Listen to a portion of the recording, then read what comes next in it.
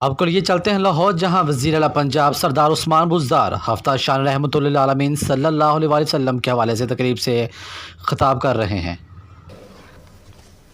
میں یہ ذکر بھی کرنا ضروری سمجھتا ہوں کہ رحمۃ اللہ عالمین اسکالرشپ دینے کے لیے 25 کروڑ روپے مختص کیے گئے ہیں اور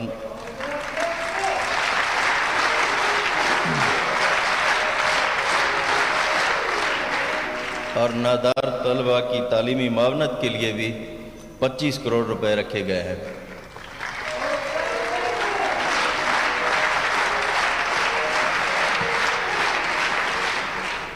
اور میں آخر میں آل پنجاب کوئز، نعت اور تقریری مقابلہ جیتنے والے طلباء و طالبات کو مبارکباد پیش کرتا ہوں۔